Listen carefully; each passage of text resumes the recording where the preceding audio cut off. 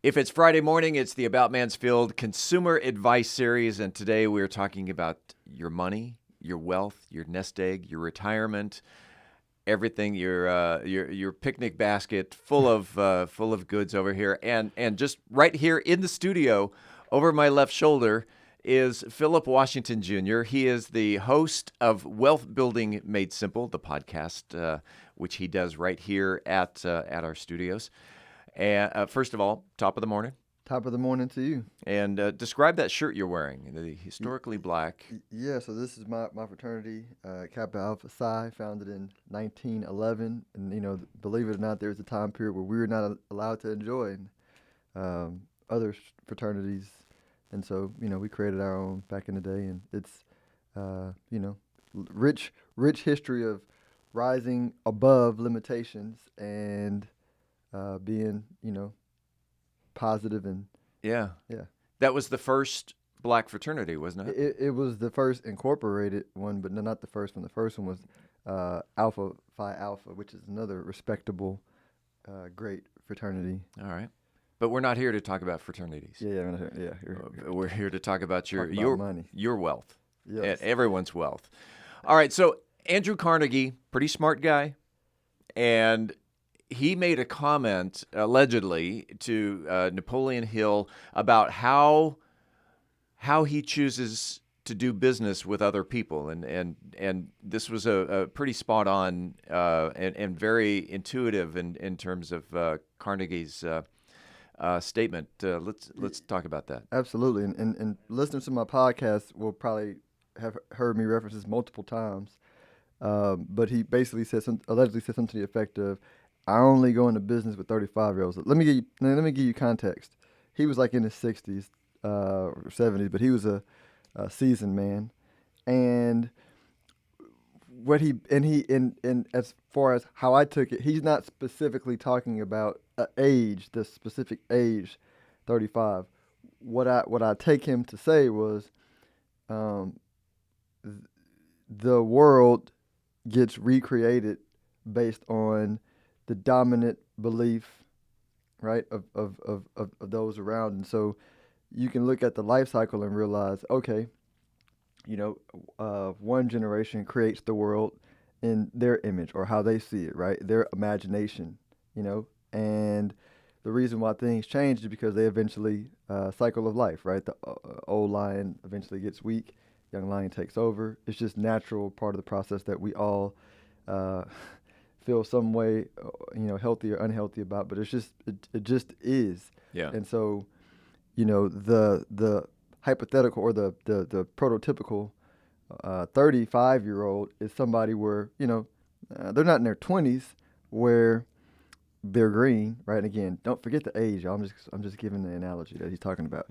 But 20s, you're so green, you don't really know anything to shape much. But then if you're like 55 and you got fat and happy on the system, you're not able to see the new world being built, right? Because you fell in love with your creation, right? Which is a big reason why you see a lot of these, very wealthy boomers that can't see crypto, that didn't see Facebook, that don't see Tesla, that don't see, because they're extrapolating the past. They're like, well, this is how we made our money. Yeah, but like talk to any 35-year-old that has wealth, right? That they've built in the current world, not the future world. They built in the current world, right? It's pretty close to almost all of them owns Bitcoin, and a bunch of them own some other forms of cryptocurrency, but they also understand what Tesla is, what Facebook is, what Zoom is, what the future work is going to be, right? And so they get it because like there are better technologies, not better technologies that will be developed. They're already here. The problem is the people who run the world are visioning the world based on the past, which, we'll get into why that doesn't work. But that's, So what I'm sensing here, the 20-year-olds, all right, so they're new in business, they're green.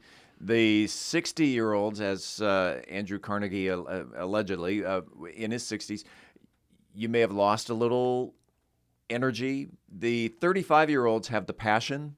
They've got maybe the experience, And is this why he chose, I only do business with 35-year-olds? Yeah, and as long as we understand, we're talking in metaphors. Because Right. I feel like only person who can state that is, even though he was 60 in the physical realm, he was still 35 in his mind. Because in order to see that, you have to still have that mindset, you know. So like, I like to use Kathy Wood as an example. ARC Investments, we own her funds. Like she's been in the business for 40 something years, so she's not 35, you know. Right. But her whole analyst team, the people that bring her ideas, are all 20s and 30s because they're able to see the world for where it's going to, and she overlays her experience to manage risk with their vision of the future. And whether you're 50, 60, 65, 70, it's still very important to have that 35-year-old mindset. Absolutely. Right. Absolutely. How are the futures and options similar to Bitcoin and crypto? Yeah, so I was having a conversation with somebody at a networking event, and they asked me about options, and I said, I don't really do options and futures, and I understand how they work. I said, but what you want to think about in investing is, and he was a real estate guy. I said, think about this. Think about if you bought real estate in Mansfield in 1990, right? And you held it, and then we fast forward to today, like how much money can you make just from buying a 90 to today, right? Versus if you bought in Mansfield 5 years ago, right?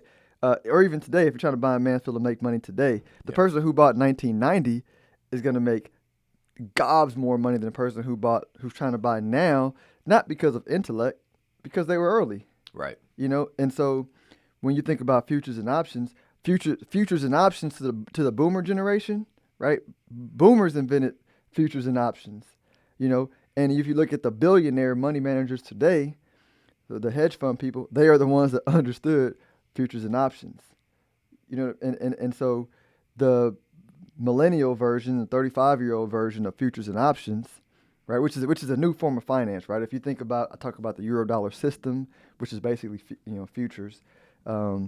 That took over when Bretton Woods ended in the early 70s and created the new financial world, right? Again, the 35-year-olds of that day that understood the future of finance walked into it and made gobs of money for themselves and their clients. And so now, again, and this is Bitcoin and crypto are the futures of this generation, right?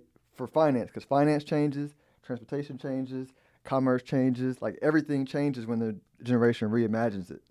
And so that's the correlation. And as a listener to your podcast, I've listened to every one of your podcasts over the past over the past 2 years, and you now deliver a podcast every day, Monday through Friday. I've heard you relate this philosophy to investing in the real estate of up and coming area early on.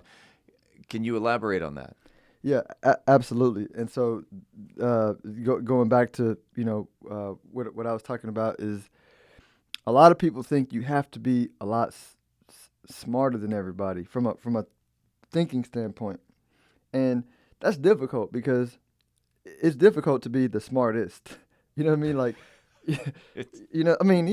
don't get me wrong. Like, we all think we're the smartest, right? But that's a tough game, right? I like what do you call it? There's a saying that says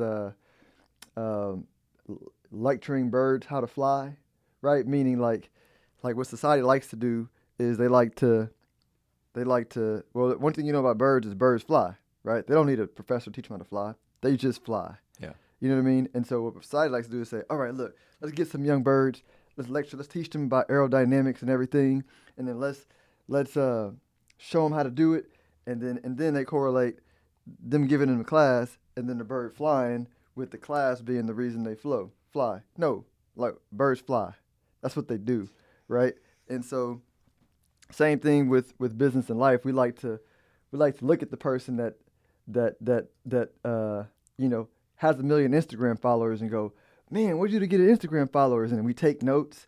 And the reality was they were early. They were just early. I mean, Right. Most of the time they were just early. They got to be good. Don't get me wrong. They can't be terrible. There are a lot of people who are early, but you have to be good. But most of us are good. I mean, most of us are good enough to make it happen, right? But you gotta see it. You gotta have the right emotion, right? You get the desire, the right emotion, and you gotta hold that vision. And you got and being early gives you a cheating advantage, right? I don't like. I work with and I meet a lot of wealthy people, and if people understood how regularly smart these people were, it will blow your mind. Like they're just regularly smart people that tapped into the collective conscious of where the world was going, Right. and made lots of money. You think luck is also involved with that? I mean, I don't understand the word luck because I tend to use luck with tapping into, the universe, right? Tapping into the collective imagination, which is the same as like, what we might call God, right? I like to think of it more like, there's a symphony. You're a music guy, so there's a symphony, which is what we're trying to play, Right. and we're all individual notes, right? Part of the symphony. The symphony can't play or can't be created without all the notes playing together, right? But we are the notes, and our job is just to like play our tune, right? And it all plays together to form the symphony. And so you could, as long as you're like in tune with that frequency, you're good to go. And you hope that someone doesn't play the wrong note. Right. Well, and it'll affect them, not really the whole symphony. Right. You Sure. know. So to recap, no matter what age, think young, think forward, think about the future when it comes to investing. Absolutely. Be Yeah. optimistic. Be optimistic. If someone had questions about how can I be optimistic, if someone had questions about building wealth and or maybe even your podcast in general, how can they get a hold of Phillip Washington Jr.? Yep. The best way to check everything I'm doing out is at my website, stonehillwealthmanagement.com. Has links to my podcast on every major platform, my personal or my contact information, and even a slot to book me for a free consult if you're interested. Spring break starts tomorrow. What do you Absolutely. got? Big plans? Going to go visit the family, Houston. Nice. We'll see you. We'll see you next Friday. See you next Friday.